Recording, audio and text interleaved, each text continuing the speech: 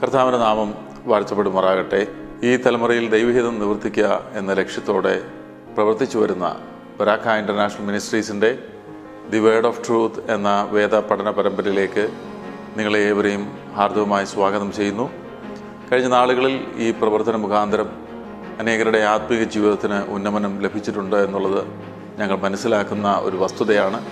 അനേകരുടെ പ്രാർത്ഥനാ വിഷയങ്ങളിൽ നിന്ന് പ്രാർത്ഥിപ്പാനും അനേകരുടെ ആത്മീയമായിട്ടുള്ള ചോദ്യങ്ങൾക്ക് ഉത്തരം പറഞ്ഞു കൊടുക്കുവാനും അത് അവരുടെ ആത്മീയ ജീവിതത്തിന് വളർച്ചയ്ക്ക് നിദാനമായി തീർന്നു എന്നുള്ളതും ഞങ്ങൾ മനസ്സിലാക്കുന്നു.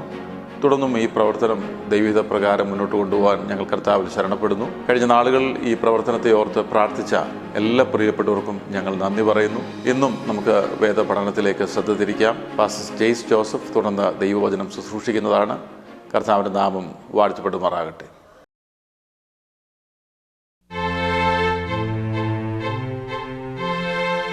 ബരാക്ക ഇൻ്റർനാഷണൽ മിനിസ്ട്രീസിൻ്റെ വേർഡ് ഓഫ് ട്രൂത്ത് പ്രോഗ്രാമിലേക്ക് നിങ്ങളെല്ലാവരെയും സ്വാഗതം ചെയ്യുന്നു. കർത്താവ് യേശുക്രിസ്തുവിൻ്റെ നാമത്തിലുള്ള സ്നേഹവന്ദനത്തെ അറിയിക്കുന്നു. നമ്മൾ കർത്താവിൻ്റെ പഠിപ്പിക്കലുകളെക്കുറിച്ച് പറഞ്ഞു പോരുകയായിരുന്നല്ലോ. ഇന്ന് നമ്മൾ മത്തായിയുടെ സുവിശേഷം 13-ാം അധ്യായത്തിലുള്ള ഉപമകൾ, കർത്താവിൻ്റെ ഉപമകളെക്കുറിച്ചാണ് സംസാരിക്കുന്നത്. ഞാൻ ഈ ഉപമകളെല്ലാം വിശദമായി വ്യാഖ്യാനിക്കാൻ പോവുകയല്ല. പ്രധാനമായും നമ്മൾ മനസ്സിലാക്കേണ്ട തത്വങ്ങൾ മാത്രമാണ്. ഇത് വളരെ ലഘുവായ, വളരെ ചുരുക്കമായ ഒരു വിവരണമാണ് നമ്മളിപ്പോൾ ചെയ്തുകൊണ്ടിരിക്കുന്നത്.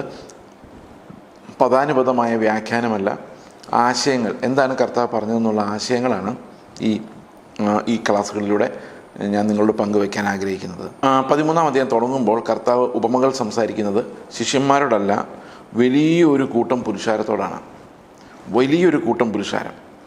അപ്പോൾ എല്ലാവരും കരയിലിരുന്നപ്പോൾ കർത്താവ് പടകിൽ കയറി നിന്ന് അവരോട് സംസാരിക്കുകയാണ്. നല്ല ശബ്ദമെടുത്തായിരിക്കണം കർത്താവ് സംസാരിക്കുന്നത്. വലിയൊരു പുരുഷാരം ഇത് കേൾക്കാൻ വേണ്ടി വന്നിരിക്കുന്നുണ്ട്. ഒന്ന് ആലോചിച്ച് നോക്കുക. ശരിക്കും പറഞ്ഞു കഴിഞ്ഞാൽ അത്രയും ആൾക്കാർ കേൾക്കത്തക്ക രീതിയിൽ മനോഹരമായിട്ടാണ് കർത്താവ് ഒന്ന് സംസാരിച്ചിരുന്നത്. ആ കേൾവി തന്നെ അനേകം ആൾക്കാർക്ക് ഇഷ്ടമായിരുന്നു. അവർ 3 ദിവസമൊക്കെ ഇരുന്ന് വചനം കേൾക്കുമായിരുന്നു. അപ്പം ഞാൻ ആലോചിച്ചിട്ടുണ്ട് കർത്താവ് എത്ര ഗ്രേസ്ഫുള്ളായിട്ടായിരിക്കും സംസാരിച്ചതെന്നുള്ള കാര്യം. ഓക്കെ, അപ്പോൾ കർത്താവ് പറയുന്നത് വലിയൊരു പുരുഷാർത്ഥമാണ് ഇത് പറഞ്ഞു തുടങ്ങുന്നത്.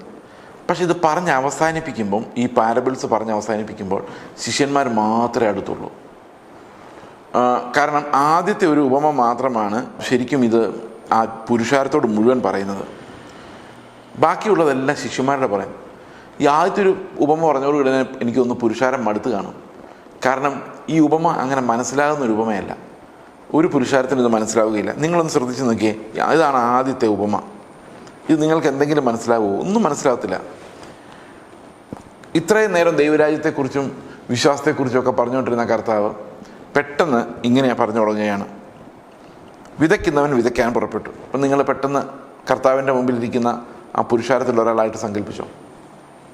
കർത്താവ് പെട്ടെന്ന് പറയാണ് വിതയ്ക്കുന്നവൻ വിതയ്ക്കാൻ പുറപ്പെട്ടു. അപ്പം നിങ്ങൾ മനസ്സിൽ സങ്കല്പിക്കണം, ഒരു മനുഷ്യൻ വിതയ്ക്കാൻ വേണ്ടി വിത്തും എടുത്ത് തോളിലേറ്റി പോവുകയാണ്.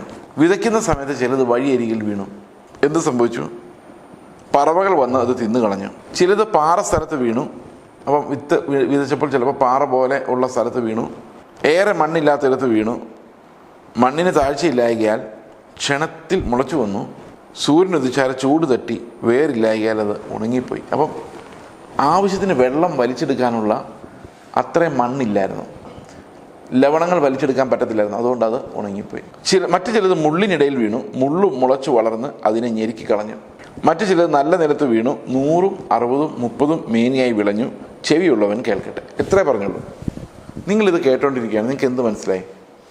ഒരുത്തിന് വിതയ്ക്കാൻ പുറപ്പെട്ടു. പലതരത്തിലുള്ള മണ്ണിലാണ് ഇത് വീണത്. ചിലതൊക്കെ ഫലം കൊടുത്തു, ചിലത് ഫലം കൊടുത്തില്ല, ചിലത് ഉണ്ടായി വന്നു പോലുമില്ല. കർത്താവ് അങ്ങ് പോയി.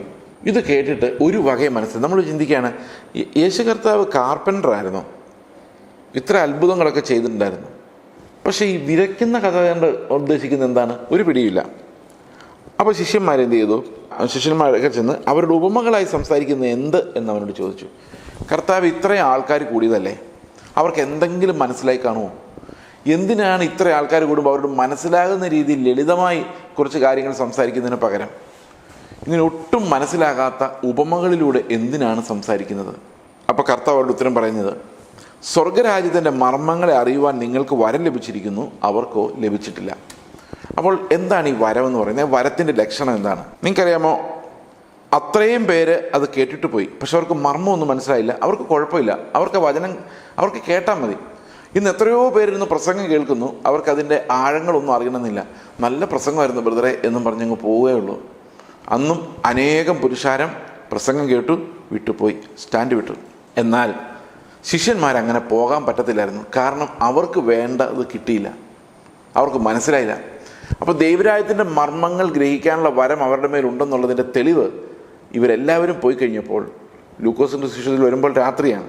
രാത്രിയിൽ ശിഷ്യന്മാർ അവൻ്റെ അടുക്കൽ ചെന്നിട്ട് അവനോട് ചോദിച്ചു, നീ പറഞ്ഞ ഈ ഉപമയുടെ അർത്ഥം ഒന്ന് പറഞ്ഞു തരണം. അപ്പോൾ ശരിക്കും പറഞ്ഞു കഴിഞ്ഞാൽ കർത്താവിൻ്റെ പിന്നാലെ നടക്കുന്നവർ എല്ലാവർക്കും പരിജ്ഞാനം ലഭിക്കുന്നില്ല, ദൈവരാജ്യത്തിൻ്റെ മർമ്മങ്ങൾ വ്യക്തമാകുന്നില്ല. പക്ഷേ രാവെന്നോ പകലെന്നോ ഇല്ലാതെ എല്ലാം വിട്ട് അവൻ്റെ പിന്നാലെ ചെല്ലുന്നവർക്ക് ആ വരം, അതായത് നമ്മുടെ ജീവിതത്തിൽ ഈ ലോകത്തെ വിട്ടിട്ട്, ഈ ലോകത്തിലുള്ള പഴയ കാലത്തെ വിട്ടിട്ട് നമ്മൾ കർത്താവിൻ്റെ പിന്നാലെ തന്നെ നടക്കുമ്പോൾ എന്ത് സംഭവിക്കും? ഈ ദൈവരാജ്യത്തിൻ്റെ മർമ്മങ്ങളുടെ വെളിപ്പാട് നമുക്ക് ലഭിക്കും. കാരണം മോശയോട് കർത്താവ് പറയുന്നത്, നിൽക്കുന്ന സ്ഥലം വിശുദ്ധമാകൊണ്ട് നിൻ്റെ ചെരുപ്പ് ഊരിക്കളയുക എന്ന് പറഞ്ഞ ആ ബേണിംഗ് ബുഷ് എക്സ്പീരിയൻസ് മോശയ്ക്ക് കൊടുക്കുമ്പോൾ മോശയെ കർത്താവിൻ്റെ ശബ്ദം കേൾക്കാൻ കർത്താവ് പഠിപ്പിക്കുകയായിരുന്നു. ആ കർത്താവിൻ്റെ വചനം, കൽപ്പന, കർത്താവ് പഠിപ്പിക്കുന്ന കാര്യങ്ങൾ മനസ്സിലാകണമെങ്കിൽ നമുക്ക് ലോകത്തിൽ നിന്ന് വ്യത്യസ്തമായ ഒരു നടപ്പ് ആവശ്യമാണ്. ലോകം നടക്കുന്ന പോലെ നടക്കുന്നവർക്ക് ബുദ്ധി കൊണ്ട് മാത്രമേ കർത്താവിനെ മനസ്സിലാക്കാൻ പറ്റുള്ളൂ. എന്നാൽ കർത്താവിനെ പിൻഗമിക്കാൻ വേണ്ടി തിരഞ്ഞെടുക്കപ്പെടുന്ന ആളുകൾക്ക്, അവർക്ക് കർത്താവിൻ്റെ ഹൃദയത്തിൻ്റെ കാര്യങ്ങൾ വെളിപ്പെടുത്തപ്പെടും. കർത്താവ് നമ്മളോടെല്ലാം വെളിപ്പെടുത്താൻ മനസ്സുള്ള ദൈവമാണ്. ഇപ്പോൾ രാത്രിയൊന്നോ പകലെന്നോ ഇല്ലാതെ കർത്താവിനെ ഫോളോ ചെയ്യുന്ന, സകലതും വിട്ട് അവനെ അനുഗമിക്കുന്ന ശിഷ്യന്മാരെ സംബന്ധിച്ച് പറയുകയാണെങ്കിൽ നമുക്ക് പറയാം, അവർക്ക് ദൈവരാജ്യത്തിൻ്റെ മർമ്മങ്ങൾ അറിയുവാനുള്ള വരം ലഭിച്ചിരിക്കുന്നു. കാരണം ദൈവം അവർക്കത് വെളിപ്പെടുത്തി കൊടുക്കാൻ പോകുന്നു. എന്നിട്ട് പറയുകയാണ്, ഉള്ളവന് കൊടുക്കും, അവന് സമൃദ്ധി ഉണ്ടാകും. അപ്പോൾ ദൈവജനത്തിൻ്റെ കാര്യം സോഷ്യലിസം ഒന്നുമല്ല. സോഷ്യലിസം പറഞ്ഞാൽ ഇല്ലാത്തവർക്കാണല്ലോ ഗവൺമെൻറ് സഹായം കൊടുക്കുന്നത്, ഉള്ളവർക്ക് എന്തിനാണ് ഗവൺമെൻറ് സഹായം? പക്ഷേ ഇവിടെ നേരെ തിരിച്ചാണ്. ഇവിടെ ഉള്ളവർക്ക് മാത്രമേ കിട്ടുള്ളൂ, കിട്ടുന്നവർക്ക് കിട്ടിക്കൊണ്ടേയിരിക്കും, കിട്ടാത്തവർക്ക് അവർ കിട്ടിയതുപോലും പ്രയോജനപ്പെടുകയില്ല, ഉള്ളതുപോലും എടുത്തു കളയപ്പെടും എന്ന് പറഞ്ഞു. അപ്പോൾ ശരിക്കും പറഞ്ഞു കഴിഞ്ഞാൽ ഈ ദൈവരാജ്യത്തിനകത്തെ കൃപകളുടെ വിതരണം സോഷ്യലിസം ബേസ്ഡിലല്ല. ദൈവരാജ്യത്തിലെ കൃപകളുടെ വിതരണം കർത്താവിൻ്റെ ഹിതമനുസരിച്ചാണ്, പരമാധികാരം അനുസരിച്ചാണ്. ഓക്കെ, അതുകൊണ്ട് ഇവിടെ മനസ്സിലാക്കുന്നത്, ഈ ദൈവത്തിൻ്റെ പരിജ്ഞാനം ലഭിക്കാത്ത ആൾക്കാർ, അതായത് മനസ്സിലാക്കാത്തവർ, ആ പുരുഷാരത്തിൽ വലിയൊരു പങ്ക് ആൾക്കാർ അവിടെ വന്നത് കേട്ടു പോയി. നിങ്ങളിൽ വലിയൊരു പങ്ക് പ്രസംഗങ്ങൾ കേൾക്കുന്നു, ബൈബിൾ മടക്കി വയ്ക്കുന്നു, പോകുന്നു. അങ്ങനെ പ്രസംഗം കേട്ട് പോയ ആളുകൾക്കൊന്നും കാര്യമായി ഒന്നും മനസ്സിലായില്ല. അവരടുത്ത പ്രസംഗത്തിലേക്ക് ചിലപ്പോൾ വരുമായിരിക്കാം, പക്ഷേ അവർക്ക് കാര്യങ്ങളൊന്നും മനസ്സിലായില്ല. കർത്താവ് പറയാണ്, നിങ്ങൾക്കോ ഈ ദൈവരാജ്യത്തിൻ്റെ മർമ്മങ്ങളെ അറിയുവാനുള്ള വരം ലഭിച്ചിരിക്കുന്നു. ഇനി എന്തുകൊണ്ടാണ് നീ ഉപമകളായി സംസാരിക്കുന്നു എന്നുള്ള ശിഷ്യന്മാരുടെ ചോദ്യത്തിന് കർത്താവ് പറയുന്ന ഉത്തരം, അവർ കണ്ടിട്ട് കാണാതെയും കേട്ടിട്ട് കേൾക്കാതെയും ഗ്രഹിക്കാതെയും ഇരിക്കാൻ ഞാൻ ഉപമകളായി അവരോട് സംസാരിക്കുന്നു. അപ്പോൾ യെശയ്യാ പ്രവചന പുസ്തകത്തിൽ പറഞ്ഞിരിക്കുന്ന ഒരു കാര്യമാണ്. ശരിക്കും കർത്താവ് ശിഷ്യന്മാരോട് പറയുന്നത്, അവർ കണ്ണുകൊണ്ട് കണ്ടാലും വിശ്വസിക്കരുത്, കേൾക്കരുത്, അതുകൊണ്ടാണ് ഞാൻ ഉപമകളായി സംസാരിച്ചതെന്നാണ്. അടുത്ത വാക്യം വായിക്കുമ്പോൾ അങ്ങനെ തോന്നിയിരിക്കുന്നത്, നിങ്ങൾ ചെവിയാൽ കേൾക്കും ഗ്രഹിക്കയില്ലതാനും, കണ്ണാൽ കാണും ദർശിക്കയില്ലതാനും. ഈ ജനത്തിൻ്റെ ഹൃദയം തടിച്ചിരിക്കുന്നു, അവർ ചെവി കൊണ്ട് മന്ദമായി കേൾക്കുന്നു, കണ്ണടഞ്ഞിരിക്കുന്നു. അവർ കണ്ണ് കാണാതെയും ചെവി കേൾക്കാതെയും ഹൃദയം കൊണ്ട് ഗ്രഹിക്കാതെയും തിരിഞ്ഞുകൊള്ളാതെയും ഞാൻ അവരെ സൗഖ്യമാക്കാതെയും ഇരിക്കേണ്ടതിന് തന്നെ. അപ്പോൾ കർത്താവ് എന്നാൽ പിന്നെ ക്ലിയറായിട്ട് അങ്ങ് പറഞ്ഞുകൂടെ? ഇവർ ക്ലിയറായിട്ട് പറയാതെ പറഞ്ഞിട്ട് തന്നെ മനസ്സിലാകാത്തവരോട് എന്തിനാണ് ഉപമകളായി സംസാരിക്കുന്നത്? കർത്താവ് പറയാണ്, ഇനി ദൈവരാജ്യത്തിൻ്റെ മർമ്മങ്ങൾ വരമുള്ളവർക്ക് മാത്രമേ ലഭിക്കുന്നുള്ളൂ എന്ന് പറഞ്ഞു കഴിഞ്ഞാൽ, ആരെങ്കിലും ഒരാൾ കർത്താവിനെക്കുറിച്ച് അറിയാൻ ആഗ്രഹിക്കുന്നുണ്ടെങ്കിൽ അയാൾ കർത്താവിൻ്റെ പിന്നാലെ പോയേ പറ്റുള്ളൂ. അതല്ലാതെ വേറൊരു വഴിയിലും കർത്താവിൻ്റെ ഹൃദയം അറിയാൻ വഴിയില്ല, സാധിക്കില്ല എന്നാണ് ഈ വാക്യം നമ്മളെ പഠിപ്പിക്കുന്നത്. പല ആൾക്കാർ ഷോർട്ട് കട്ടിൽ ബൈബിൾ പഠിക്കാൻ ശ്രമിക്കും. അത് ബൈബിൾ കോളേജിൽ പോയിരുന്ന് പഠിക്കും, 3 വർഷം പഠിക്കും, ആരൊക്കെ എഴുതിയ പുസ്തകങ്ങൾ പഠിക്കും, കമൻട്രീസ് പഠിക്കും, പശ്ചാത്തലങ്ങൾ പഠിക്കും. പക്ഷേ ക്രിസ്തുവിൻ്റെ ഹൃദയം മനസ്സിലാവുകയില്ല. ഞാനും ബൈബിൾ കോളേജിൽ 3 വർഷം പഠിച്ച ആളാണ്. പക്ഷേ യേശു കർത്താവ് എന്താണ് ചിന്തിക്കുന്നതെന്ന് അങ്ങോട്ട് കടക്കാൻ, ആ ദൈവത്തിൻ്റെ ആ ദൈവരാജ്യത്തിൻ്റെ മർമ്മങ്ങളിലേക്ക് കടക്കാൻ എനിക്ക് കഴിഞ്ഞിട്ടില്ല. കുറച്ച് പ്രിലിമിനറി അറിവുകളൊക്കെ നമുക്ക് കിട്ടാൻ ഇങ്ങനെയുള്ള പഠനങ്ങൾ, അതൊക്കെ ഷോർട്ട് കട്ട്സാണ്. ശരിക്കും കർത്താവിൻ്റെ ഹിതം അറിയണമെങ്കിൽ, ദൈവരാജ്യത്തിൻ്റെ മർമ്മങ്ങൾ അറിയണമെങ്കിൽ നമ്മൾ അവൻ്റെ പിന്നാലെ തന്നെ നടക്കണം. ഒരു ലളിതമായൊരു എക്സാമ്പിൾ ഞാൻ നിങ്ങളോട് പറഞ്ഞാൽ, നിങ്ങൾക്ക് നിങ്ങളുടെ പിതാവിനെക്കുറിച്ച് അറിയണമെങ്കിൽ ഏറ്റവും നല്ല വഴി എന്താണ്? നിങ്ങളുടെ പിതാവിനെക്കുറിച്ച് വേറെ ആരെങ്കിലും എഴുതിയ പുസ്തകം വായിച്ചാൽ മതിയോ? പോരാ. നിങ്ങൾ ചെന്ന് ആ വീട്ടിൽ താമസിക്കണം, അപ്പൻ്റെ വഴക്ക് കേൾക്കണം, അപ്പൻ്റെ സ്വഭാവം എന്തെന്ന് പഠിക്കണം. ചിലപ്പം നമുക്ക് ഇഷ്ടപ്പെട്ടെന്ന് വരില്ല, പക്ഷെ അതാണ് അപ്പൻ, അതാണ് അമ്മ. അപ്പോൾ ഇവരെക്കുറിച്ച് പഠിക്കണമെങ്കിൽ നമുക്ക് മൂന്നാം പാർട്ടിയുടെ സഹായം തേടാൻ പറ്റത്തില്ല. അപ്പോൾ പ്രൈമറി നോളജ് എന്ന് പറയുന്നത് നമുക്ക് ബുക്കിൽ നിന്ന് ലഭിക്കുന്നില്ലെന്ന് ഞാൻ പറയുന്നില്ല. ബൈബിളിനെ ബേസ് ചെയ്തുള്ള കറക്റ്റായിട്ടുള്ള എക്സിജിസിസ് ഉള്ള ബുക്കിൽ നമുക്ക് ഒത്തിരി കാര്യങ്ങൾ ലഭിക്കും. പക്ഷേ പരിജ്ഞാനം ലഭിക്കണമെങ്കിൽ നമ്മൾ കർത്താവിൻ്റെ പിന്നാലെ നടന്നാൽ മാത്രമേ ലഭിക്കുകയുള്ളൂ. അതൊരിക്കലും വേറൊരാൾക്ക് നമ്മളെ പരിജ്ഞാനം പഠിപ്പിക്കാൻ സാധ്യമല്ല. അത് കർത്താവിൽ നിന്ന് തന്നെ നമ്മൾ പ്രാപിക്കണം. മാർമികമായ ആഴമുള്ള വിഷയങ്ങൾ ആർക്കും ആരോടും പഠിപ്പിച്ചു കൊടുക്കാൻ സാധ്യമല്ല.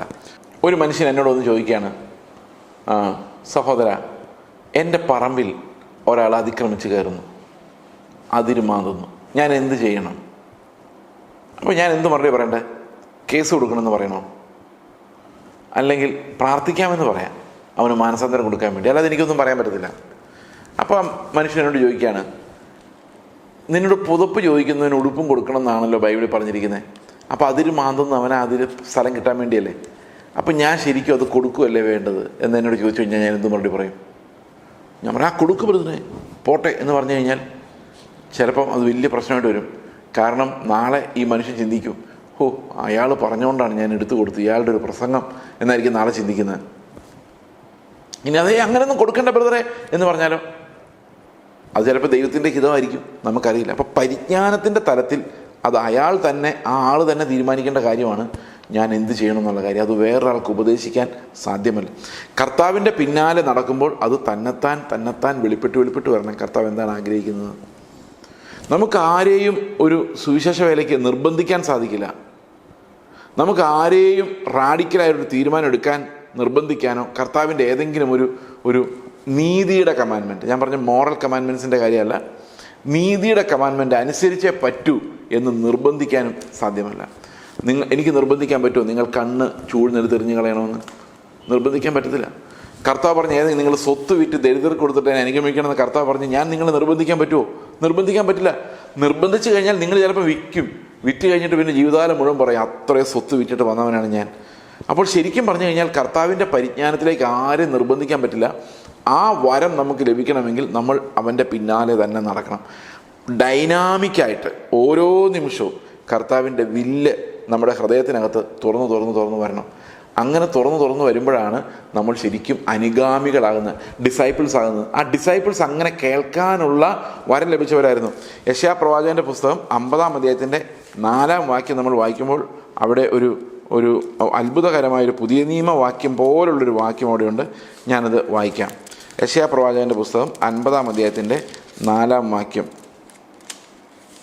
തളർന്നിരിക്കുന്നവനെ വാക്കുകൊണ്ട് താങ്ങാൻ അറിയേണ്ടതിന് യഹോവയായ കർത്താവ് എനിക്ക് ശിഷ്യന്മാരുടെ നാവ് തന്നിരിക്കുന്നു. അപ്പോൾ ശിഷ്യന്മാരുടെ നാവ് എന്തിനുള്ളതാണ്? തളർന്നു കിടക്കുന്നവരോട് 2 ഡയലോഗോടെ പറഞ്ഞവരെ തളർത്താനുള്ളതല്ല. ഈ തളർന്നു കിടക്കുന്നവരെ താങ്ങണമെങ്കിൽ എന്തു വേണം? എനിക്ക് ശിഷ്യന്മാരുടെ നാക്ക് വേണം. അപ്പോൾ ശിഷ്യന്മാരുടെ നാക്ക് എന്തിനുള്ളതാണ്? ഒരു മനുഷ്യൻ ബലഹീനതയിലായിരിക്കുമ്പോൾ അവനെ താങ്ങാൻ വേണ്ടിയുള്ള നാക്കാണ്. അതാണ് കർത്താവിന് ഇഷ്ടം.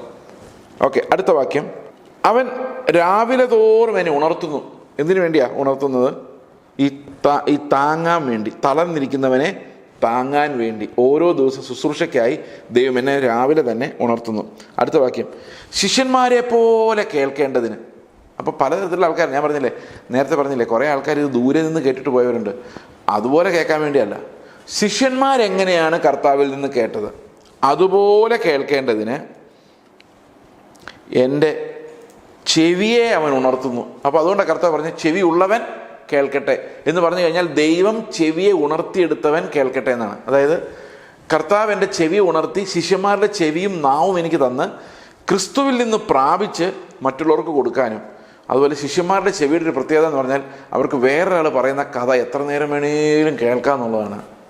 ഈ കൗൺസിലിങ്ങിനകത്ത് നമ്മൾ മനസ്സിലാക്കുന്ന ഒരു കാര്യം എന്ന് പറഞ്ഞാൽ അസാമാന്യമായ കേൾവി, കേട്ട് അവരിങ്ങനെ കഥകൾ പല രീതിയിൽ പറഞ്ഞുകൊണ്ടിരിക്കും. ഇത് കേൾക്കുക എന്ന് പറയുന്നത് ശരിക്കും ശിഷ്യന്മാർക്ക് മാത്രമേ സാധിക്കുകയുള്ളൂ. ഒരാളുടെ വേദനയുടെ അംശങ്ങൾ എവിടെ നിന്ന് വന്നു, എന്താണ് അവനെ ബാധിക്കുന്നത്, ഇതറിയാൻ ആ ഒരു ഇരിപ്പോടിരിപ്പ് അത് ശിഷ്യന്മാർക്ക് മാത്രമേ സാധിക്കുകയുള്ളൂ. അല്ലെങ്കിൽ they should be very well trained. വേറൊരാൾ സംസാരിക്കുന്നത് മുഴുവൻ കേട്ടോണ്ടിരിക്കാൻ ശിഷ്യന്മാരുടെ ചെവി എന്ന് പറഞ്ഞാൽ അതെന്താണോ കേൾക്കേണ്ടത് അത് കൃത്യമായിട്ട് കേൾക്കാൻ ഉള്ള ചെവി.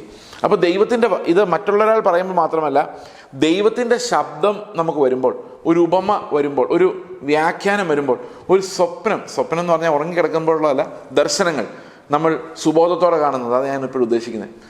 ഈ ദർശനങ്ങൾ എന്താണെന്ന് മനസ്സിലാക്കാനുള്ള പരിജ്ഞാനം, ഇതൊന്നും നമുക്ക് പുസ്തകം വായിച്ചാൽ കിട്ടുകയില്ല, ഒരാളിൽ നിന്നും കിട്ടുകയില്ല. ഇത് കർത്താവിൻ്റെ പിന്നാലെ നമ്മൾ നടന്നാൽ മാത്രമേ കിട്ടുകയുള്ളൂ. ദൈവം നമ്മോട് എന്താണ് സംസാരിക്കാൻ പരിശ്രമിക്കുന്നത് എന്നുള്ളത്. ഓക്കെ, അപ്പോൾ ഈ ഉപമകളുടെ അർത്ഥം കർത്താവ് അതിന് ശേഷം പറഞ്ഞു കൊടുക്കുകയാണ്. എന്താണ് വിതയ്ക്കുന്ന ആളുടെ ഉപമയുടെ അർത്ഥം? നമുക്ക് ആ അർത്ഥം ഒന്ന് നോക്കാം. മത്തായിയുടെ സുവിശേഷം 13-ാം അധ്യായത്തിൽ 15-ാം വാക്യത്തിൽ താഴോട്ട് വരുമ്പോൾ ഈ കണ്ണടച്ച് കളഞ്ഞതിനെക്കുറിച്ച് ഒരു വിശദീകരണോടെ കൊടുത്ത ശേഷമാണ് കർത്താവ് ഇതിൻ്റെ അർത്ഥം പറയുന്നത്. കർത്താവ് പറയുകയാണ്, എന്നാൽ നിങ്ങളുടെ കണ്ണ് കാണുന്നത് കൊണ്ടും നിങ്ങളുടെ ചെവി കേൾക്കുന്നത് കൊണ്ടും ഭാഗ്യമുള്ളവ. പ്രിയ സഹോദരങ്ങളെ, നിങ്ങൾ പത്യവചനം കേൾക്കാൻ നിങ്ങളുടെ ചെവിക്ക് പറ്റിയിട്ടുണ്ടെങ്കിൽ, ക്രിസ്തു ക്രൂശിൽ നമുക്കായി മരിച്ചത് ഉൾക്കണ്ണുകൊണ്ട് കാണാൻ നിങ്ങൾക്ക് സാധിച്ചിട്ടുണ്ടെങ്കിൽ, നിങ്ങൾ ഈ തലമുറയിൽ ഏറ്റവും ഭാഗ്യം ചെയ്തവരാണ്. കർത്താവ് പറയുകയാണ്, എന്നാൽ നിങ്ങളുടെ കണ്ണ് കാണുന്നതും നിങ്ങളുടെ ചെവി കേൾക്കുന്നത് കൊണ്ടും ഭാഗ്യമുള്ളവ. ഏറിയ പ്രവാചകന്മാരും നീതിമാന്മാരും നിങ്ങൾ കാണുന്നത് കാണുവാൻ ആഗ്രഹിച്ചിട്ടും കണ്ടില്ല, നിങ്ങൾ കേൾക്കുന്നത് കേൾക്കാൻ ആഗ്രഹിച്ചിട്ടും കേട്ടില്ല. അപ്പോൾ നിങ്ങൾക്ക് ആ വരം ലഭിച്ചിരിക്കുന്നു. ഓക്കെ, അപ്പോൾ എന്താണ് ഈ വിതയ്ക്കുന്നവൻ്റെ ഉപമ? ഒരുത്തൻ രാജ്യത്തിൻ്റെ വചനം കേട്ടിട്ട് ഗ്രഹിക്കാഞ്ഞാൽ ദുഷ്ടൻ വന്ന് അവൻ്റെ ഹൃദയത്തിൽ നിന്ന് വിതയ്ക്കപ്പെട്ട് ഇത് എടുത്തു കളയുന്നു. അപ്പോൾ രാജ്യത്തിൻ്റെ വചനമാണ് എന്ത്? വിത്ത്, സുവിശേഷത്തിൻ്റെ വചനം. ചില ആൾക്കാർ ഇങ്ങനെ പറയാറുണ്ട്, രാജ്യത്തിൻ്റെ സുവിശേഷം വേറെ, സ്വർഗരാജ്യത്തിലേക്ക് നമ്മളെ കൊണ്ടുപോകുന്ന സുവിശേഷം വേറെ. പ്രിയ സഹോദരങ്ങളെ, രണ്ട് സുവിശേഷം ഇല്ല, ഒറ്റ സുവിശേഷം മാത്രമേ ഉള്ളൂ. അത് ദൈവരാജ്യത്തിൻ്റെ സുവിശേഷമാണ്. അത് തന്നെയാണ് നമ്മളെ നീതിയിലേക്കും സ്വർഗത്തിലേക്കും കൊണ്ടുപോകുന്നത്. ഈ രാജ്യത്തിൻ്റെ സുവിശേഷം എന്നുള്ള ഉദ്ദേശിക്കുന്നത് ദൈവത്തിൻ്റെ രാജ്യത്തിൻ്റെ സുവിശേഷമാണല്ലോ, തീർച്ചയായിട്ടും മനുഷ്യരുടെ അല്ല. എന്താണ് ദൈവത്തിൻ്റെ രാജ്യം? കർത്താവ് തന്നെ പറഞ്ഞു, ദൈവത്തിൻ്റെ രാജ്യം ശക്തിയോടെ ഇറങ്ങി വരുന്നു. അപ്പോൾ ശരിക്കും ദൈവത്തിൻ്റെ രാജ്യം എന്ന് പറയുന്നത് ദൈവത്തിൻ്റെ ആത്മാവിനാൽ അവൻ നമ്മളെ ഭരിക്കുന്ന അവസ്ഥയാണ് ദൈവത്തിൻ്റെ രാജ്യം. അത് ആക്ഷരികമല്ല, ഐഹികമല്ല. കാരണം കർത്താവിൻ്റെ രാജ്യം ഐഹികമായിരുന്നില്ല. അപ്പോൾ ദൈവത്തിൻ്റെ രാജ്യം എന്ന് പറയുന്നത് ഐഹികമായ രാജ്യമല്ല, അത് ആത്മീകമായ രാജ്യമാണ്. അപ്പോൾ എങ്ങനെയാണ് നമ്മൾ ദൈവത്തിൻ്റെ രാജ്യത്തിലേക്ക്? എന്താണ് രാജ്യത്തിൻ്റെ സുവിശേഷം? നിങ്ങൾ മാനസാന്തരപ്പെട്ടാൽ, നിങ്ങൾ പുതിയൊരു ഹൃദയമുള്ളവരായി മാറിയാൽ, ദൈവം നിങ്ങളുടെ ഹൃദയങ്ങളെ ഭരിച്ച് അവൻ നിങ്ങളുടെ രാജാവായിരിക്കും. ഇതാണ് ദൈവരാജ്യം എന്ന് പറയുന്നത്. ഇത് ആത്മാവിനാൽ മാത്രമേ സാധിക്കുകയുള്ളൂ. അപ്പോൾ ദൈവരാജ്യത്തിന് വെളിയിൽ നിൽക്കുന്നവർക്ക് ഇതിനകത്ത് നമ്മൾ എന്താ അനുഭവിക്കുന്നുള്ള സന്തോഷം അറിയാൻ സാധിക്കില്ല. അപ്പോൾ ഇവിടെ ഈ വചനം കേട്ടിട്ട് ദൈവരാജ്യത്തിൻ്റെ സുവിശേഷം ആൾക്കാർ കേൾക്കുമ്പോൾ അവർ ഗ്രഹിക്കാതിരുന്നു കഴിഞ്ഞാൽ, അതിൻ്റെ അർത്ഥം അത് ഉൾക്കൊള്ളാതിരുന്നു കഴിഞ്ഞാൽ എന്ത് സംഭവിക്കും? ദുഷ്ടൻ വന്ന് അവൻ്റെ ഹൃദയത്തിൽ നിന്ന് ഈ വിതയ്ക്കപ്പെട്ട വിത്ത് എടുത്തു കളയുന്നു. ഈ ദുഷ്ടൻ ഇത് എടുത്തു കളയാൻ പല വഴികളുണ്ട്. ചില വഴികൾ നിങ്ങളെ ഞെട്ടിപ്പിക്കുന്ന വഴികളാണ്. ഞാനിപ്പോൾ പ്രസംഗിച്ച് നിർത്താൻ പോകാമെന്ന് വിചാരിച്ചോ, ഇതിപ്പോൾ തീരുമല്ലോ. ഒരു കോൺഗ്രിഗേഷനിൽ ഞാൻ പ്രസംഗിച്ചിട്ട് നിർത്തുക. അപ്പോൾ വിത്ത് വിതച്ചിട്ടുണ്ട്.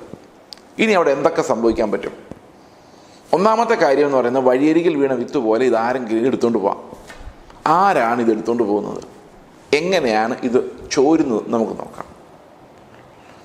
ഒന്നാമതായിട്ട് ഇതെടുത്തു മാറ്റപ്പെടുന്നത് നമ്മൾ വേറെ പല ജീവന കാര്യങ്ങളിലേക്ക് നമ്മുടെ ശ്രദ്ധയെ തിരിക്കുമ്പോഴാണ്. പിന്നെ നമ്മൾ ഇതങ്ങ് മറന്നുപോകും. പ്രസംഗം കേട്ടു, വീട്ടിൽ പോയി ആഹാരം ഉണ്ടാക്കി കഴിച്ചു, പിള്ളേരുടെ കാര്യമായി, ട്യൂഷൻ്റെ കാര്യമായി, നമ്മുടെ ലൈഫ് ആ പഴയ ലൈഫിലേക്ക് പോയി. അപ്പോൾ ഈ കാക്കകൾ, ട്യൂഷൻ കാക്ക, ആഹാരത്തിൻ്റെ കാക്ക, ഇങ്ങനെയുള്ള കാക്കകളെല്ലാം കൂടെ, പറവകളെല്ലാം കൂടെ വന്ന് നമ്മുടെ ഉള്ളിലുള്ള വചനം എടുത്തു കളഞ്ഞു. പിന്നെ പുരുഷന്മാരാണെങ്കിൽ അവരിരുന്ന് ഇങ്ങനെ ഡിസ്കസ് ചെയ്യും. പിണറായി വിജയൻ്റെ കാര്യം, ഉമ്മൻചാണ്ടിയുടെ കാര്യം, ഇവിടുത്തെ രാഷ്ട്രീയ നേതാക്കന്മാരുടെ കാര്യം, പ്രധാനമന്ത്രിയുടെ കാര്യം, ഇങ്ങനെയുള്ള കാര്യങ്ങളൊക്കെ ഡിസ്കസ് ചെയ്യുമ്പോൾ ബ്രെയിനകത്ത് മുഴുവൻ അതാവും. അപ്പോൾ ഈ വചനം മങ്ങി മങ്ങി മങ്ങി മങ്ങി ഇല്ലാതായി പോകും. അപ്പോൾ ഒരു ഗ്രഹണം, അത് അകത്തേക്ക് അബ്സോർബ് ചെയ്യാൻ പറ്റാതെ വരുന്ന അവസ്ഥ. ഇത് ഇന്ന് കോമൺ ആയിട്ട് സംഭവിക്കുന്ന കാര്യമാണ്. നമ്മൾ ചർച്ചുകളിൽ വരുമ്പോൾ, പ്രത്യേകിച്ച് ഇന്ന് ചർച്ചുകളിലെല്ലാം ആരാധന കഴിഞ്ഞ് വചനമൊക്കെ കേട്ടിട്ട് വീട്ടിൽ പോയി കഴിയുമ്പം ഇവരെന്ത് ചെയ്യുന്നറിയോ?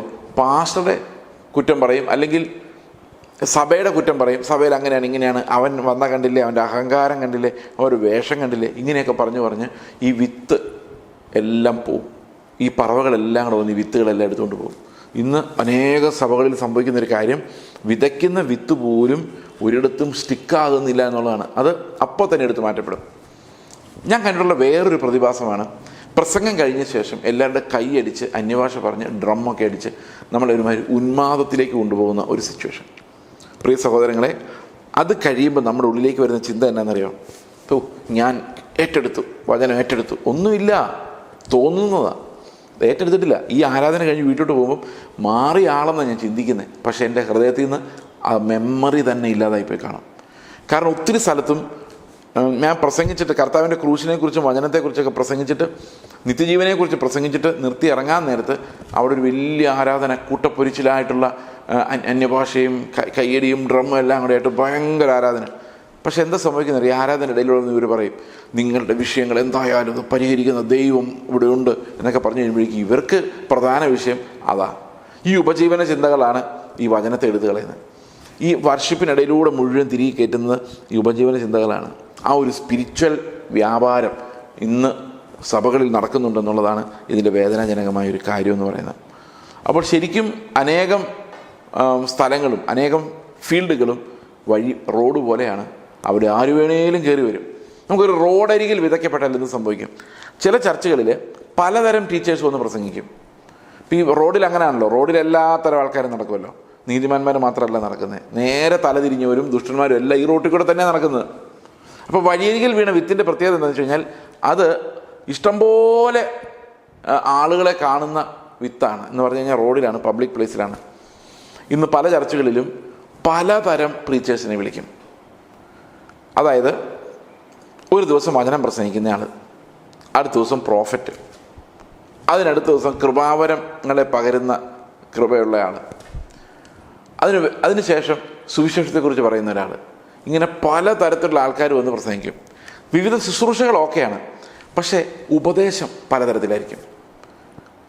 പണ്ടൊരു ചർച്ചിൽ ഒരാൾ പ്രസംഗിക്കുകയാണ്, രക്ഷ സൗജന്യമാണ്, അത് ദൈവത്തിൻ്റെ ദാനമാണ്. അപ്പോൾ ആൾക്കാരെല്ലാം ഹല്ലേലൂയ സ്തോത്രം എന്ന് പറഞ്ഞു വചനം വിതച്ചു. അടുത്ത ആഴ്ച വേറെ വന്നിട്ട്, ഒരാൾ സ്വർഗത്തിൽ പോകണമെങ്കിൽ 17 പടികൾ അവൻ കടക്കണം. അതിനും എല്ലാവരും ഹല്ലേലൂയ പറഞ്ഞു. 18 പടിയായിരുന്നെങ്കിൽ അവനെ വേറൊരു സ്ഥലത്ത് വിടായിരുന്നു. പക്ഷെ 17 പടിയാണ് പുള്ളി പറഞ്ഞത്. ഇതിങ്ങനെ പ്രസംഗിക്കും. അപ്പോൾ ഒരു ദിവസം ഒരാൾ പ്രസംഗിക്കുന്നതിൻ്റെ നേരെ ഓപ്പോസിറ്റ് അടുത്ത ദിവസം വേറെ ആൾ പ്രസംഗിക്കും. ഇങ്ങനെ ആയിക്കഴിഞ്ഞാൽ പെരുവഴിയിൽ വിതച്ച പോലെയാണ് വിത്ത്. പെരുവഴിയിലൂടെ ഒരാൾ അങ്ങോട്ട് പോകുന്നു, ഇങ്ങോട്ട് വരുന്നു, എല്ലാം നമ്മൾ കേൾക്കുന്നു, എല്ലാം നല്ലതാ ബ്രദറെ എന്ന് പറയുന്നു, എല്ലാം നല്ലതാ, ഹൃദയത്തിൽ ഒന്നും സ്റ്റിക്കാകത്തില്ല. അതാണ് ഇന്ന് സംഭവിക്കുന്നൊരു കാര്യം. ഈ വഴിയരികിൽ വീണ വിത്തെന്ന് പറയുന്നത് ഏതാണ്ട് നമ്മുടെ അതേ സ്വഭാവം ആണ്. ഇത് എല്ലാ വിത്തിൻ്റെ വീണ സ്ഥലവും നമ്മളെ പോലെയൊക്കെയാണ് ഇത് വായിക്കുമ്പോൾ തോന്നും. അപ്പോൾ വഴിയരികിൽ വീണ വിത്തിന് ആ ആരാധനാ യോഗം കഴിഞ്ഞ് നിങ്ങൾ വെളിയിലോട്ട് ഇറങ്ങുന്നത്ര ആയുസേ ഉള്ളൂ. അതിനിടയിൽ ഇത് ആരെങ്കിലും അടിച്ചു മാറ്റിയിരിക്കും. ഇത് ഹൃദയത്തിൽ ഓർമ്മയായി പോലും കാണുകയില്ല. ഇവിടെ അടുത്തത് 20ാമത്തെ വാക്യത്തിൽ പറയുന്നത്, പാറസ്ഥലത്ത് വിതയ്ക്കപ്പെട്ടത് ഒരുത്തൻ വചനം കേട്ട് ഉടനെ സന്തോഷത്തോടെ ആകുന്നുവെങ്കിൽ വേരില്ലാതിരിക്കാൻ അവൻ ക്ഷണികനത്രേ. ക്ഷണികൻ എന്ന് പറഞ്ഞു കഴിഞ്ഞാൽ കുറച്ച് നേരത്തേക്ക് മാത്രം ആക്റ്റീവ്. എത്രയോ ആരംഭ ശൂരന്മാരെ നിങ്ങൾ കണ്ടിട്ടുണ്ട്. ഇവരെ ആരംഭ ശൂരന്മാരെന്നാണ് വിളിക്കുന്നത്. തുടങ്ങുമ്പോൾ ഭയങ്കര ആവേശത്തോടെ തുടങ്ങും. ഞാൻ കർത്താവിന് വേണ്ടി മരിക്കാൻ പോവാണ്, നോർത്ത് ഇന്ത്യക്ക് പോവാണ്. അതിനേക്കാൾ സ്പീഡ് തിരിച്ചിങ്ങ് വരും. കാരണം എന്താണ്? ഈ വചനം കേൾക്കുന്നുണ്ട്, കേൾക്കുമ്പോൾ ഭയങ്കര ആവേശമാണ്. ഇന്നൊരു വചനം കേട്ട് എനിക്ക് മാനസാന്തരപ്പെട്ടു ബ്രദറെ, ഇത് തന്നെ അടുത്ത സൺഡേയും പറയും. ഇന്നത്തെ വചനം, എനിക്ക് മാനസാന്തരപ്പെട്ടു. അപ്പോൾ ഇത് തുടർച്ചയായിട്ട് മാനസാന്തരപ്പെടുന്നുണ്ട്. പക്ഷേ ഒരു കഷ്ടത വരുമ്പോഴേക്കും ഉണങ്ങിപ്പോവാണ് ചെയ്യുന്നത്. അപ്പം ശരിക്കും പറഞ്ഞു കഴിഞ്ഞാൽ വചനം ആഴത്തിലേക്ക് ഇറങ്ങാൻ മാത്രം മണ്ണില്ല.